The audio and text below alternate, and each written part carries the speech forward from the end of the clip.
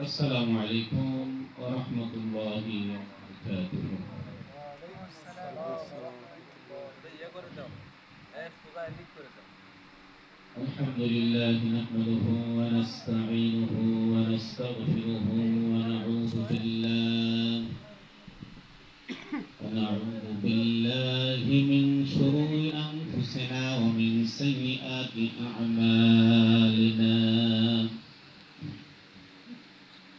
من يهد الله فلا مضل له ومن يضلل فلا هادي له. ونشهد أن لا إله إلا الله وحده لا شريك له. ونشهد أن سيدنا وحبيبنا ومولانا محمدا عبده ورسوله الذي أرسله بالحق بشيرا ونذيرا وداعيا إلى الله بإذنه وسراجا منيرا. فقد قال الله تعالى في كلامه المجيد والفرقانه الحميد: أعوذ بالله من الشيطان الرجيم. بسم الله الرحمن الرحيم. الرحمن علم القرآن خلق الإنسان علمه البيان. عن أنس عن عثمان بن عفان رضي الله تعالى عنه قال: قال رسول الله صلى الله عليه وسلم: خيركم من تعلم القرآن وعلمه. وقال الله تعالى: إن الله وملائكته يصلون على النبي يا أيها الذين آمنوا صلوا عليه وسلموا تسليما. اللهم صل صل على على سيدنا سيدنا مولانا محمد وعلى آل سيدنا مولانا محمد. तेरी आज थे मैं तूलो कलम तक पहुँचा. तेरी आज थे मैं तूलो कलम तक पहुँचा. और मेरी मेराज है कि मैं तेरे कदम तक पहुँचा. बलगल उला बिकमालिही कशफत दुजा बिजमालिही हसनत जमीउ खिसालिही सल्लु अलैहि व आलिही.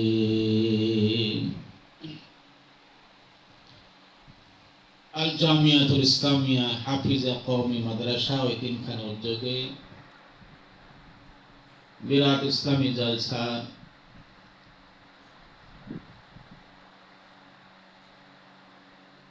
এই জলসার সভাপতি প্যানেল মেয়র সারিয়াকান্দি পৌরসভা জনাব মামুনুর রশিদ মামুন তরফদার সাহেব, সহসভাপতি মাহমুদুল হাসান মঞ্জু, কাউন্সিলর ৬ নম্বর ওয়ার্ড সারিয়াকান্দি পৌরসভা, প্রধান পৃষ্ঠপোষক ইঞ্জিনিয়ার জনাব মোহাম্মদ আব্দুল সালাম, সারিয়াকান্দি উপজেলা যুবলীগ সাবেক সফল সভাপতি, প্রধান অতিথি জনাব মোহাম্মদ মতিউর রহমান মতি, মেয়র সারিয়াকান্দি পৌরসভা সারিয়াকান্দি বগুড়া। আমি সকলের সুস্বাস্থ্য ও দীর্ঘ কামনা করছি। আমি আমার অন্তরস্থল থেকে মোবারকবাদ জানাচ্ছি আমার স্নেহের ছাত্র, অত্র মাদ্রাসার সম্মানিত মুহতামিম জনাব মোহাম্মদ ফজল রাব্বি, তার দীর্ঘ হায়াত কামনা করছি। তিনি যে এমন সুন্দর একটি পরিবেশ এবং এখানে একটি দ্বীনি প্রতিষ্ঠান, একটি কোরআনের মাদ্রাসা স্থাপন করেছেন, আমি তার এই মাদ্রাসার উত্তরোত্তর উন্নতি ও সফলতা কামনা করছি। এই উপস্থিতি, আমার পূর্বে বক্তব্য রেখেছেন আমার স্নেহের ছাত্র, অত্যন্ত সুন্দর ও সুললিত কণ্ঠে জনাব মাওলানা রমজান আলী, এবং আমার পূর্বে আরেকজন বক্তা বক্তব্য রেখেছেন আমার অত্যন্ত স্নেহের সরকারপাড়া জামি মসজিদের সম্মানিত পেশ ইমাম, আমার অত্যন্ত স্নেহধন্য কারি মাওলানা মোহাম্মদ আবু তালিব সাহেব।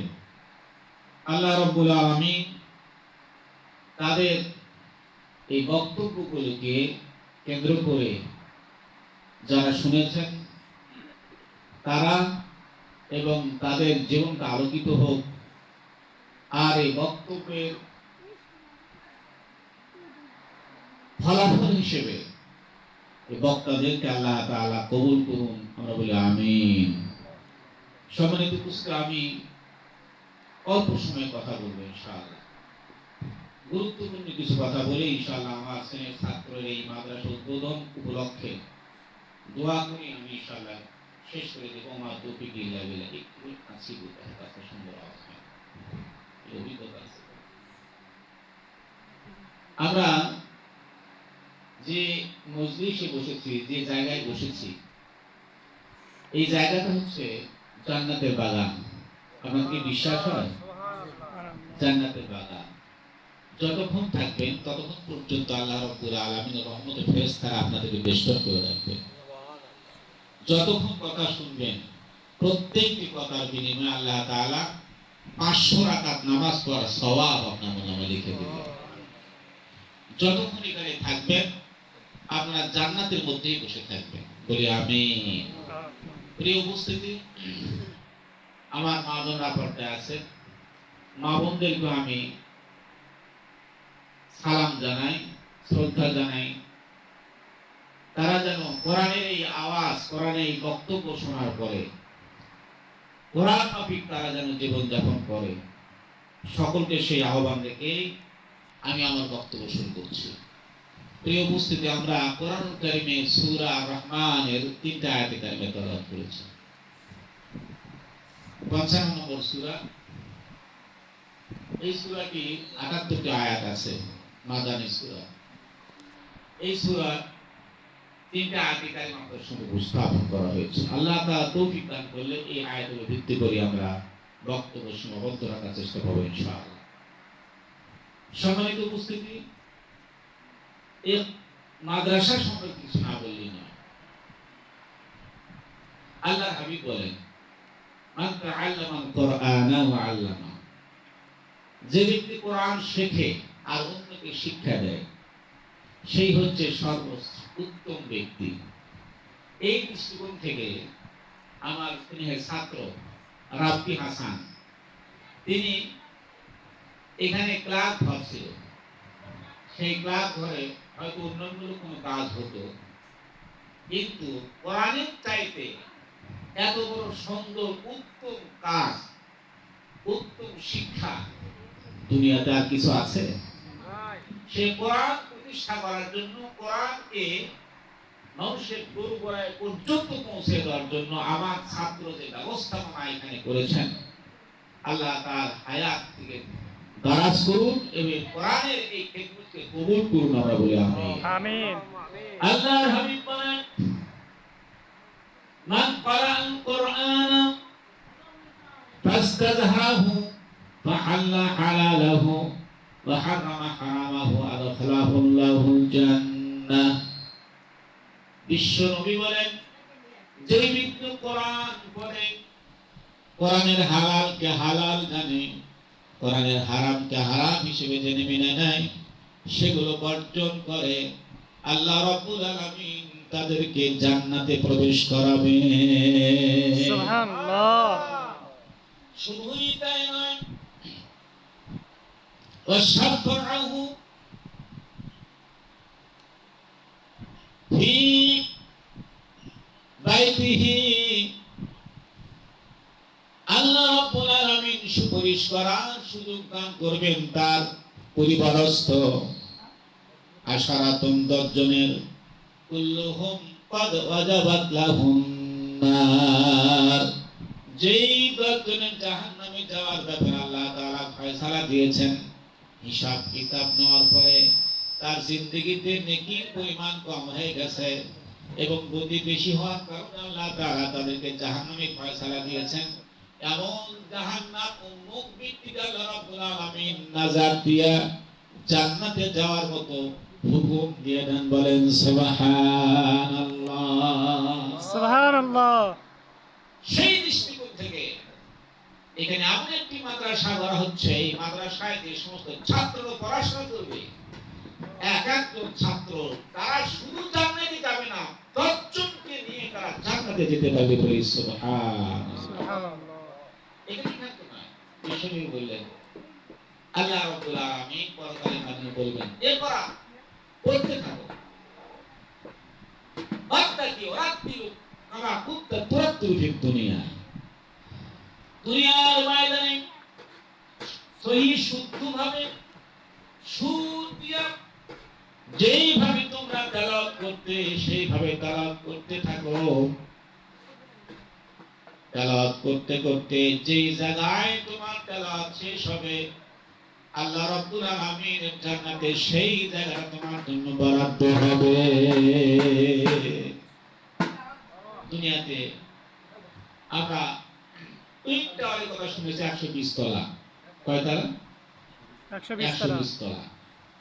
এটা ভেঙে দেওয়া হলো, কিন্তু কোরআন কারীমের একটি আয়াত করলে এক একটি তলা তফা তার মর্যাদা উন্নতি হবে। তার কোরআনে আয়াত কত আছে? 6666। যারা কোরআন কারীম তেলাওয়াত করে এবং কোরআন মাফিক হালালকে হালাল, হারামকে হারাম জানে, এই সমস্ত ব্যক্তিদের এই হাদিস অনুপাতে 1 নয় 2 নয় 6666 তালা তাদেরকে আল্লাহ তাআলা প্রসাদ দান করবেন। বলেন সুবহানাল্লাহ। এমন একটি মজলিস আল্লাহ তাআলা আমাদের বসার সুযোগ দান করেছেন, আমরা বলি আলহামদুলিল্লাহ, আলহামদুলিল্লাহ, আর যদি বলি আলহামদুলিল্লাহ, আলহামদুলিল্লাহ। এই উপস্থিতি, আমি কোরআন কারীমে যে আয়াত তেলাওয়াত করেছি সেদিকে আমি এখন যাব। আল্লাহ পাক বলছেন, আর রহমান, দয়াময় আল্লাহ। আল্লাহ কি? আল্লাহ দয়াময়। এই আয়াত যখন নাযিল হলো, তখন লোকেরা বলতে লাগলো, মানে রহমান, রহমান আবার কি জিনিস? রহমান কি? আল্লাহ রাব্বুল আলামিন এই উত্তরে কোরআন কারীমে বলে দিলেন, আর রহমান আল্লামাল কোরআন। রহমান তিনি, যিনি সমস্ত বিশ্বের সকল সৃষ্টিজীবের দয়ালু, যা চাওয়ার পূর্বে যিনি বরাদ্দ দিয়ে দেন, দুনিয়ার সমস্ত চাহিদাকে যিনি মিটায় দেন, চাওয়ার পূর্বেই যিনি সব পূরণ করে দেন, তিনি আমার আল্লাহ রহমান। খালাকাল ইনসানা ওয়া আল্লামাহুল বায়ান। সে আল্লাহ যিনি কোরআন শিক্ষা দান করেছেন, এরপরে মানুষ সৃষ্টি করেছেন। এখানে আয়াতটা এইভাবে হওয়ার কথা ছিল, মানুষ সৃষ্টি করেছেন, তারপর কোরআন শিক্ষা দান করেছেন। তার আল্লাহ আল্লাহ পাক বললেন যে কোরআন শিক্ষা দিয়েছেন, তারপরে মানুষ সৃষ্টি করেছেন। এর মানে, এর মানে দুনিয়ার মধ্যে যতগুলো শিক্ষা ব্যবস্থা আছে তার মধ্যে এক নম্বর সেরা শিক্ষা ব্যবস্থা হচ্ছে কোরআনের শিক্ষা। কথা ঠিক কিনা বলেন? ঠিক। যার মধ্যে কোরআন নাই, ইন্নাল্লাযী লাইসা ফি জাওফি শাইউন মিনাল কোরআনি কাল বাইতুল খারিব। যার মধ্যে কোরআন নাই সে একটা উজাড় বিরাট বাড়ির মতো। অর্থাৎ বিরাট বাড়িতে কি থাকে? তালা পোকা থাকে, উই পোকা থাকে, ব্যাঙ থাকে, বিচ্ছু থাকে, সাপ থাকে, কথা ঠিক কিনা বলে, বেজি থাকে, এগুলো থাকে। যেই দেহে কোরআন নাই, বিশ্বনবীর হাদিস মোতাবেক মিলায় দেখেন, সেই দেহে ঠিক বিরাট বাড়িতে যা থাকে তাই থাকে। অর্থাৎ যে শিক্ষাঙ্গনে কোরআনের শিক্ষা নাই, সেই শিক্ষাঙ্গনে ভালো মানুষ তৈরি হয় না, সেখানে তৈরি হয় চোর, বদমাশ আর লুচ্চা গুন্ডা, এগুলো তৈরি হয়। কথা ঠিক কিনা বলেন? ঠিক। সেই জন্য কোরআনের শিক্ষা যেখানে আছে সেখানে আল্লাহ তাআলার রহমত আছে, সেখানে আল্লাহ তাআলার কুলি বান্দা পয়দা হয়। কথা ঠিক কিনা বলুন? সম্মানিত উপস্থিতি, আজকে বাংলাদেশে অন্যায় অপকর্ম কম না বেশি? বেশি। হত্যা, রাহাজানি, মারামারি, হানাহানি এগুলো কম না বেশি? বেশি। কারণটা কি? কোরআনের শিক্ষা মানুষ ভুলে গিয়েছে। কথা ঠিক কিনা বলেন? তাই আমার সেই দিন একটি খবরে দেখলাম, কয়েকজন 7-8 বন্ধু তারা বেড়াতে গিয়েছে, বাংলাদেশ বেড়াতে গিয়েছে। বন্ধুদের মধ্যে কথা কাটাকাটি তো মাঝে হয়। কথা ঠিক কিনা বলেন? প্রত্যেকটা বন্ধু হলো কলেজের ছাত্র। গিয়া কথা কাটাকাটি এক পর্যায়ে এক বন্ধুকে প্রথমে আগে পিস্তল দিয়ে গুলি করেছে, করার পরে সে মরে গেছে। এরপরে তাকে জবাও করেছে। এরপরে টুকরো টুকরো করে যেমন পাতিলে দিয়ে পাক করে এবং পাক করে দেয়, সেটা আবার বিতরণ করছে। বলেন নাউযুবিল্লাহ। এটা বিদেশি কোনো ঘটনা নয়, এটা আমাদের বাংলাদেশে বাংলাদেশে ঘটনা করেছে।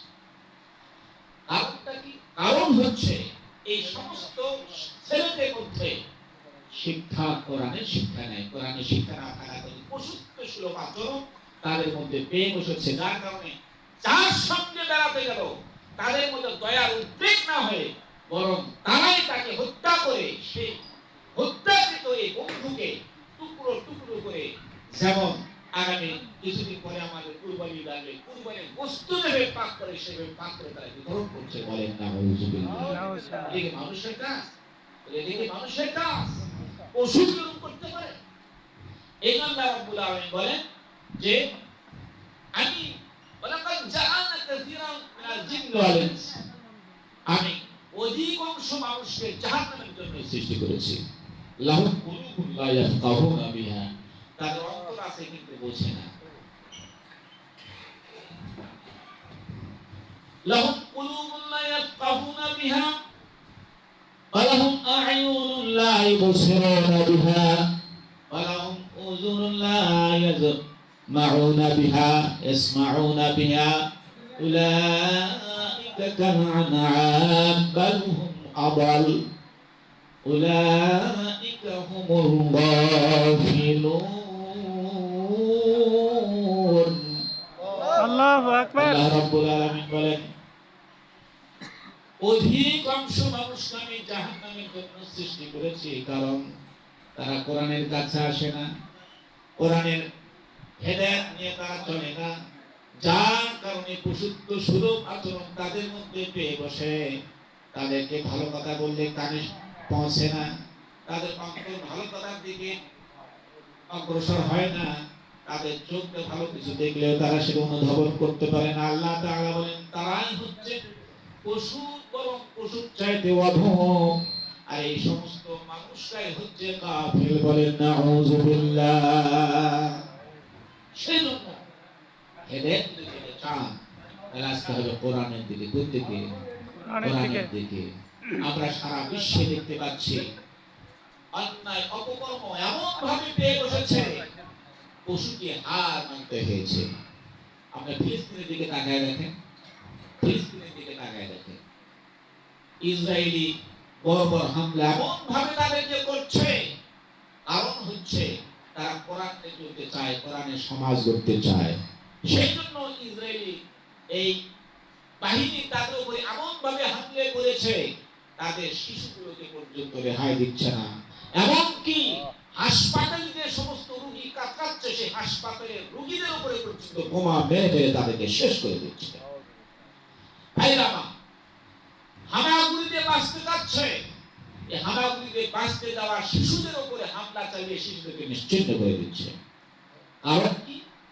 কারণ তারা কোরআনের আইন চায়, কোরআনের শাসন চায়।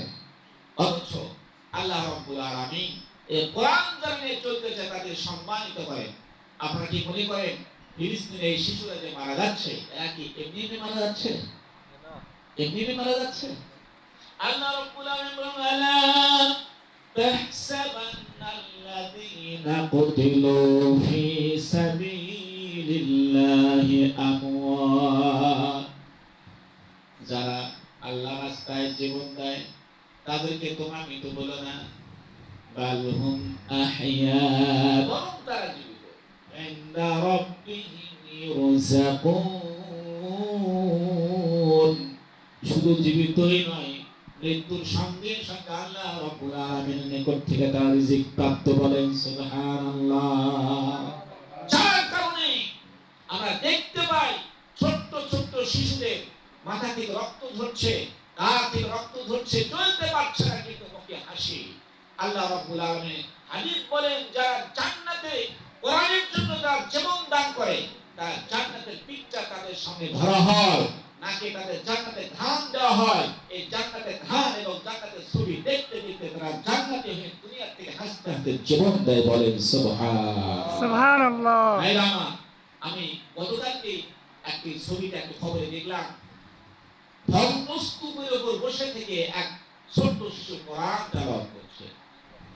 আর কোরআন নিয়ে গদির উপর এইভাবে কোরআন নিয়ে একটা শিশু বসে আছে। এই কোরআনটাকে ইসরায়েল বড় বড় বাহিনীর এই সমস্ত অসভ্য মানবতার দুশ্মন, এরা কোরআন নিয়ে ছিঁড়ে নিতে যাচ্ছে। ওই শিশু কোরআন এখানে আঁকড়ে ধরেছে এবং আল্লাহ আল্লাহ বলে আল্লাহর দিকে হাত উঁচু করে দাঁড়িয়েছে। সুবহানাল্লাহ।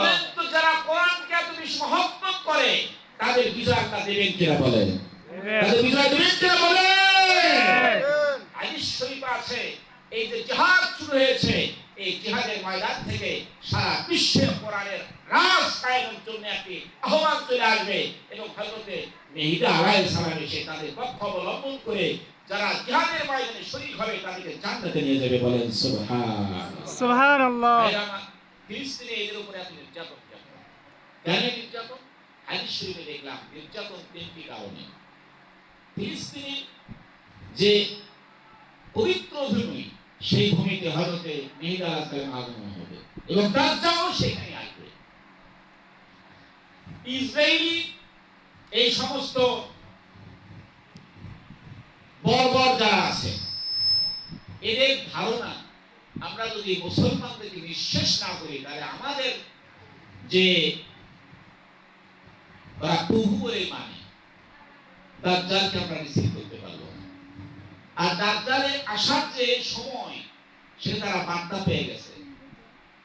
হাদিস শরীফে আছে, তিনটি অবস্থা যখন সৃষ্টি হবে তখন দাজ্জাল আগমন করবে। এক নম্বর, সেখানকার একটা বাগান আছে, এই বাগানটার নাম হচ্ছে জুগার।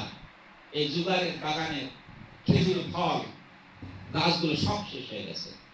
আর একটা হচ্ছে বাইজানের যে কূপ, এই কূপটা শুকে গেছে। আর তাবারিয়ার সাগর, সাগরের পানিটা শুকে গেছে। এই তিনটি বৈশিষ্ট্য যখন দেখা যাবে তখন দাজ্জালের আবির্ভাব ঘটবে। এই তিনটি বৈশিষ্ট্যই তারা দেখতে পেয়েছে, যার কারণে তারা দাজ্জালকে রিসিপশন জানানোর জন্য মুসলমানদেরকে বিভ্রান্ত শুরু করে দিয়েছে।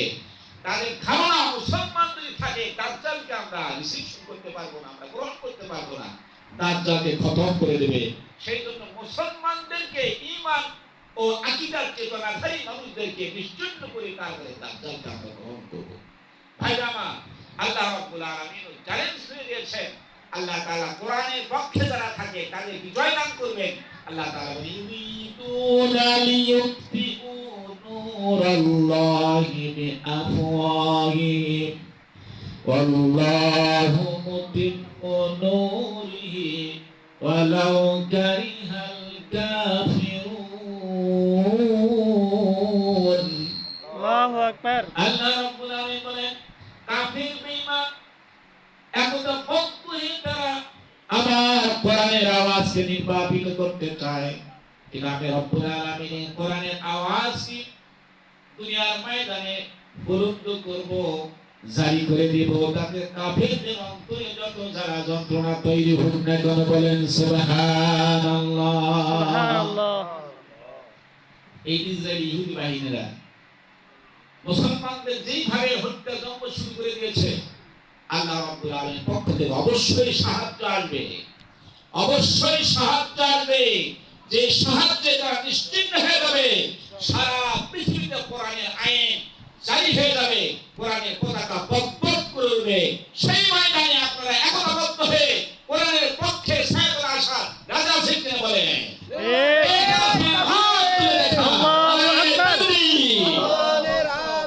ঘরে ঘরে জালো, ঘরে ঘরে জালো, আর কোরআনের আলো। লিল্লাহে তাকবীর। আল্লাহু আকবার। ভাইরা আমার, এই কোরআনের দাওয়াত সমস্ত নবী রাসূলকে এসে দিয়েছেন, তাদের একটাই দাওয়াত ছিল, আনি আবুদুল্লাহ ওয়াজতানিবুত তাগুত। আল্লাহর ইবাদত করো আর তাগুতকে বর্জন করো। তাগুত কি? তাগুতের অনেক অর্থ আছে, তার মধ্যে এক নম্বর অর্থ হচ্ছে যারা আল্লাহর আইনের বিপক্ষে আইন রচনা করে মানুষের মধ্যে চাপায় দেয়, এরাই তো তাগুত। আল্লাহর আইনের বিপক্ষে আইন রচনা করে মানুষের উপর চাপায় দেয়, এদেরকে বলা হয় তাগুত।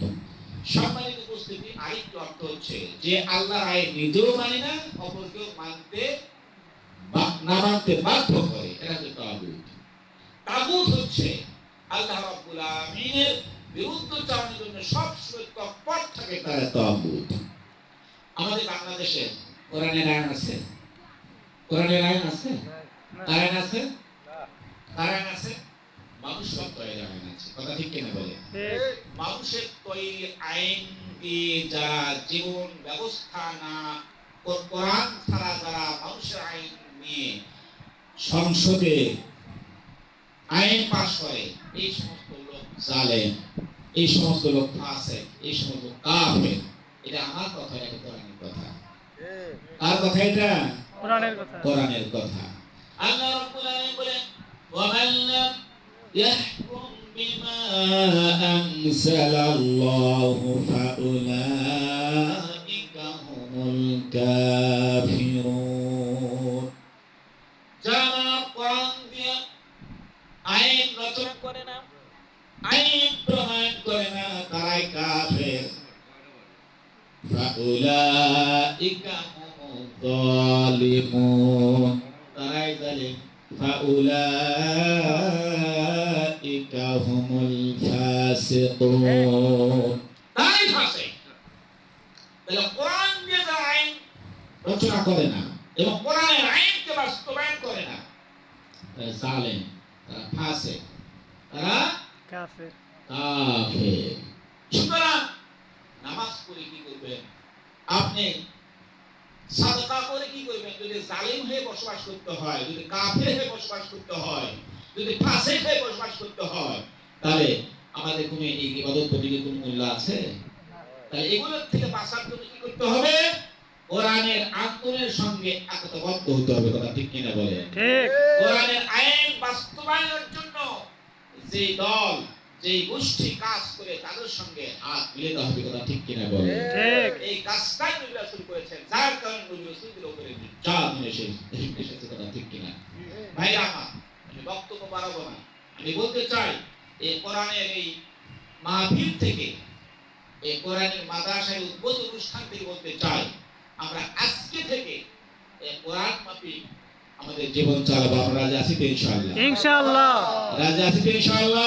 ইনশাআল্লাহ। আমরা নামাজ পড়ি কিসের আইনে? কোরআনের। কোরআনের আইনে। আমরা রোজা রাখি কিসের আইনে? কোরআনের আইনে। কোরআনের আইনে। যাকাত দেই কিসের আইনে? কোরআনের আইনে। কোরআনের আইনে। মিরাজ দিতে বন্টন কিসের আইনে? কোরআনের আইনে। কিন্তু বঙ্গভবন চলে মানুষের আইনে। এটা কি হতে পারে? এটা কি হতে পারে?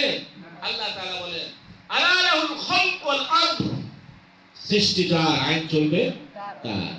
তিনি সৃষ্টি করেছেন, তিনি আমাকে, আমার আল্লাহ। কে সৃষ্টি করেছেন বলেন? আল্লাহ। তিনি যদি সৃষ্টি করতে পারেন, আইন কি তিনি দিতে পারেন না? অবশ্যই পারে। আল্লাহ রাব্বুল আলামিনের আইন যদি না থাকে, সমস্ত অন্যায় অপকর্মদের দেশ ছেড়ে যাবে। আজকে বাংলাদেশে আইন নাই, যার কারণে অন্যায় অপকর্ম বেড়ে গেছে। সৌদি আরব যদিও ইসলামী দেশ, কিন্তু সমস্ত কোরআনের আইন সেখানে জারি নাই। শুধু নামাজের বিধান আছে। কিসের বিধান আছে বলে? নামাজের বিধান। নামাজের বিধান আছে। সেখানে আপনি যে চাকরি করেন না কেন, যে অবস্থায় থাকেন না কেন, নামাজের আযান হলে আপনার বাইরে থাকার কোনো সুযোগ নাই। আপনি যেখানে থাকেন, পুলিশরা আপনি হাঁকায় হাঁকায় পশ্চিমে নিয়ে চলে যাবে। এই নামাজের বিধান জারি আছে বলে আল্লাহ রাব্বুল আলামিন সৌদি আরবে এত বরকত দান করেছেন, এত বরকত দান করেছেন। সমস্ত দুনিয়ার যত ভালো ভালো ফল ফলাদি সর্বপ্রথম আল্লাহ তাআলা সৌদি আরবে পৌঁছায় দেন। সুবহানাল্লাহ। সমস্ত মানুষের অভাব অভিযোগ এই নামাজের মাধ্যমে আল্লাহ তাআলা দূর করে দিয়েছেন। সোনার দেশ কায়েম হয়েছে, বলেন সুবহানাল্লাহ। সুবহানাল্লাহ। বাংলাদেশে যদি নামাজের আইন জারি করা হতো, আমাদের কি কোনো অভাব থাকতো?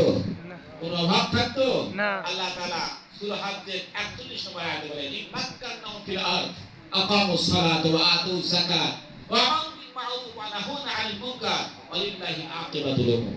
আল্লাহ পাক বলেন, তোমরা যখন শাসন ক্ষমতা প্রাপ্ত হবে, তখন সর্বপ্রথম নামাজের আইন চালু করবে। বাংলাদেশ আজকে স্বাধীনতা কত বছর হচ্ছে? কত বছর? 52 বছর পার হয়ে গেছে। 53 তো বলেছে। 53 বছরে কয়েকটা শাসক কত হয়ে গেছে?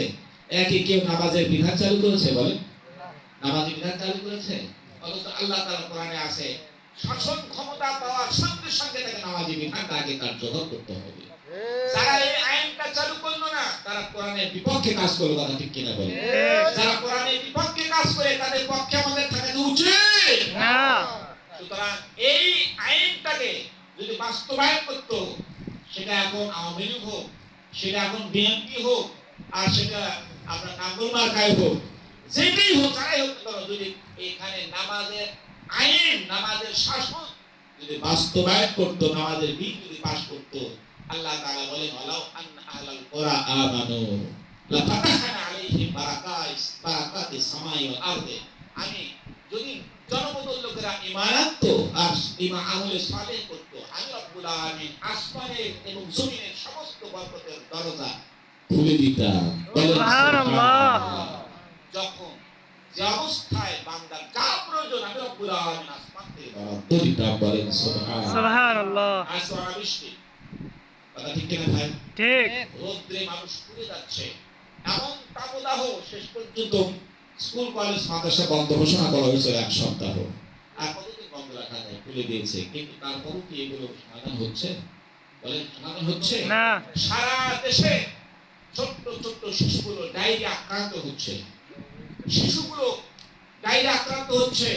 যারা স্ট্রোক করা রোগী, অর্থাৎ যাদের প্রেশার হয়েছে, তারা স্ট্রোক করে দুনিয়া থেকে বিদায় হয়ে চলে যাচ্ছে। এমনকি যাদের হাঁপানি রোগ আছে, এই সমস্ত লোক করোনার কারণে তারা মরিমরি অবস্থায় তারা জীবনযাপন করছে। পশুগুলো, গবাদি পশুগুলো কষ্ট পাচ্ছে। সারা পৃথিবীতে, বিশেষ করে বাংলাদেশে এই যে আবহাওয়া, এই আবহাওয়ার কারণটা কি? কারণ কি বলে? কারণ হচ্ছে কোরআনের আইন না মানা। কারণ হচ্ছে কোরআনের আইন না মানা। মানুষ যদি ইমানদার হতো এবং নামাজি হতো, আল্লাহ রাব্বুল আলামিন যার দিকে যখন যে বৃষ্টি প্রয়োজন সেখানে বরাদ্দ দিত। বলেন সুবহানাল্লাহ। সুবহানাল্লাহ। সাহাবায়ে কেরামের জীবনে দেখা গিয়েছে, তাদের বৃষ্টি প্রয়োজন, হুজুরের কাছে গেছে, হুজুর বৃষ্টি প্রয়োজন, বৃষ্টি। হুজুর দোয়া করেছেন, সঙ্গে সঙ্গে বৃষ্টি দিয়েছেন। কথা ঠিক কিনা বলেন? আবার বিশ্বনবী সাল্লাল্লাহু আলাইহি ওয়াসাল্লাম কাছে গিয়ে বলেছেন, হুজুর বৃষ্টি বেশি হয়ে গেছে, দোয়া করেন। হুজুর দোয়া করতে সঙ্গে সঙ্গে বৃষ্টি বন্ধ হয়ে যেত। আজকে বাংলাদেশে সালাতুল ইসতিসকার জন্য আহ্বান করা হয়।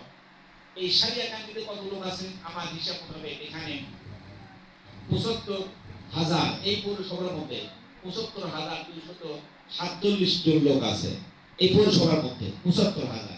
কিন্তু সালাতুল ইসতিসকায় গতকালকে আমরা নামাজ পড়লাম, আমি হিসাব করতে ৯৩ জন লোক। কয়জন লোক? 90 জন। 99 জন লোক, মানে 100 করতে আর একটা, তাহলে 75,000 লোক শুধু পৌরসভাতে আছে, উপস্থিত হলো মাত্র 99, মানে 100। তাহলে কতজন বাকি আছে? কতজন বাকি? 70,000 রেখে আছে। অনেক বাকি। তাহলে এই 100 জনের কারণে সবার দুর্দশা আল্লাহ দেখবে, নাকি সবাই যাওয়ার প্রয়োজন ছিল? সবার তার প্রয়োজন ছিল। সবার যাওয়ার প্রয়োজন ছিল। আজকে নামাজ হলো, আমি হিসেব করে দেখেছি, আজকে এই সালাতুল হাজত নামাজে মাত্র 30 জন লোক উপস্থিত। কালকে কিন্তু ঘোষণা দেওয়া হয়েছে, প্রত্যেকটা মসজিদে বলে দেওয়া হয়েছে তার মাত্র 30 জন। তার মানে কি? তার মানে বিপদ আপদ মুসিবতে আল্লাহর পক্ষ থেকে আসে, আর উদ্ধার আল্লাহ পাক করে, এই বিশ্বাসটা একটা বিচ্যুত হয়ে গেছে।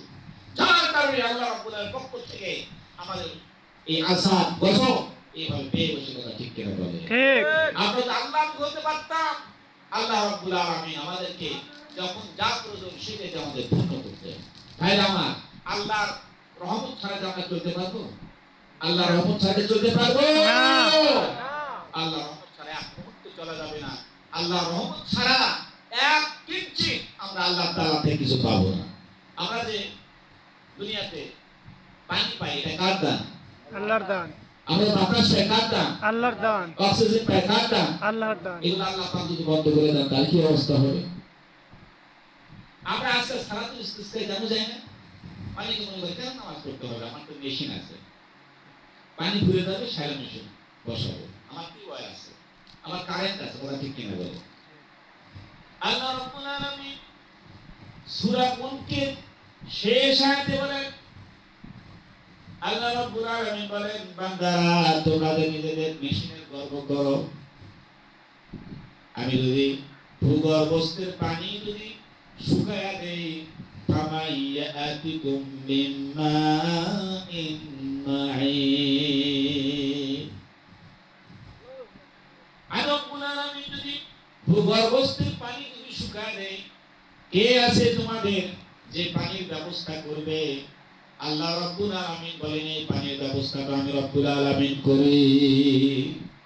এই সেই এই আপনাদের কালীতলা গিয়ে শুনলাম কোনো টিউবওয়েলে পানি বাড়াচ্ছে না, সবগুলো পানি বন্ধ হয়ে গেছে। এরপরে হিন্দুগঞ্জে 1 নম্বর ওয়ার্ডে সবগুলো টিউবওয়েলে পানি বন্ধ হয়ে গেছে। আল্লাহ রহমতে কিছু কিছু আলেম আমাদের বাড়িতে পানি এখনো বহমান আছে, আলহামদুলিল্লাহ। আমার বাড়ির টিউবওয়েলে কোনো সমস্যা নেই। আমার হেলালুজ্জামান সাহেব বলেন, আমার বাড়ির পানির কোনো সমস্যা নেই। তার মানে কি? আল্লাহ তাআলা বোঝাতে চাচ্ছেন, বান্দারা এখনো সৎ পথে আসো, এখনো সৎ পথে আসো। আমি রব্বুল আলামিন ইচ্ছা করে তোমাদের পানি সহ সমস্ত খাবার দাবার বন্ধ করে দিতে পারি, কিন্তু আমি দেব না। কেন?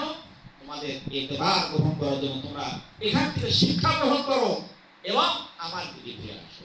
ভাইরা আমার, এতগুলো সাথ দেওয়ার পরেও যদি আমরা আল্লাহর দিকে ফিরে না আসি, তাহলে আমাদের উপর গজব আসবে কিনা বলেন?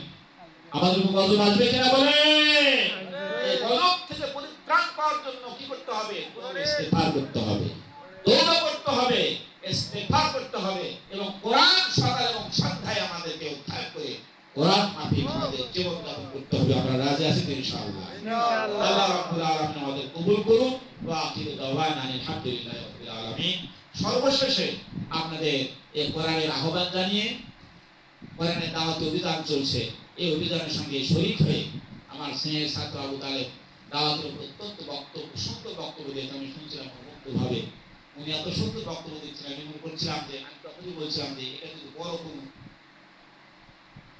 বড় করে এই আয়োজন যদি করা হতো, তারা বুঝতে পারতো কোরআনের মধ্যে এত সুন্দর একটা দাওয়াতি ব্যবস্থাপনা করা আছে। উনি অত্যন্ত সুন্দর করে পয়েন্ট আকারে কোরআনে আয়াত দিয়ে উনি দাওয়াতের গুরুত্ব, ফজিলত এবং দাওয়াতের যে বৈশিষ্ট্য, সিফত, গুণাবলী থাকা দরকার সব বলেছেন। নবীদের যে সিফতগুলো সেগুলি। আমি ওনার বক্তব্য শুনে মুক্ত হয়েছি। আপনাদেরকে আর বেশি কষ্ট দেব না। আমার স্নেহের ছাত্র সেও বলেছে, স্যার বেশি সময় প্রয়োজন নেই, আধা ঘন্টা বা 1 ঘন্টার মতো বক্তব্য দিবেন। আমি যে আয়াত তেলাওয়াত করেছিলাম, সেই আয়াতের বক্তব্য যদি দিতে যাই শেষ করা যাবে না। আমি আর সেদিকে না গিয়ে আমি এতটুকু বলতে চাই, রহমান রহিম আল্লাহর প্রতি আমরা মনোযোগী হই, 5 ওয়াক্ত নামাজ জামাতের সাথে আদায় করার চেষ্টা করি। মা বোন যারা আছে তারা 5 ওয়াক্ত নামাজ আদায় করবেন, পর্দায় থাকবেন, সতীত্বের হেফাজত করবেন, স্বামীর খেদমত করবেন, স্বামীর মালের হেফাজত করবেন, জান্নাতের যে দরজার ইচ্ছা সেই দরজাতে বেহেশতে প্রবেশ করবেন ইনশাআল্লাহ। আমি ভাইদেরকে বলি আমরা 5 ওয়াক্ত নামাজ জামাতের সাথে আদায় করব এবং মিথ্যা চুগলখড়ি হানাহানি মারামারি বন্ধ করি। এই কোরআনের মাজলিসকে কোরআনের মাহফিলকে সম্মান করি, শ্রদ্ধা করি। এখানে যে মাদ্রাসা হয়েছে মাদ্রাসায় আমরা দান সাদাকা করি। এই মাদ্রাসার ছাত্র দিয়ে আমাদের জীবনটা ধন্য করি। এই মাদ্রাসায় যে সমস্ত ছাত্ররা ভর্তি হবে তারা জান্নাতি হবে, তাদের অভিভাবকরা জান্নাতি হবে এবং পরকালে যুগের টুপি তাদের পরায় দেওয়া হবে। ভাইরা আমার, এই মাদ্রাসায় ছাত্রদের আহ্বান জানিয়ে এবং এই মাদ্রাসার উত্তর উন্নতি কামনা করে আমি সকলকে ধন্যবাদ ও অভিবাদন জানিয়ে আমার বক্তব্য এখানে শেষ করছি। আখিরু দাওয়ানা আলহামদুলিল্লাহি রাব্বিল আলামিন। সুবহানাকা আল্লাহুম্মা ওয়া বিহামদিকা আশহাদু আল লা ইলাহা ইল্লা আনতা আস্তাগফিরুকা ওয়া আতুবু ইলাইক। আসসালামু আলাইকুম ওয়া রাহমাতুল্লাহি ওয়া বারাকাতুহু।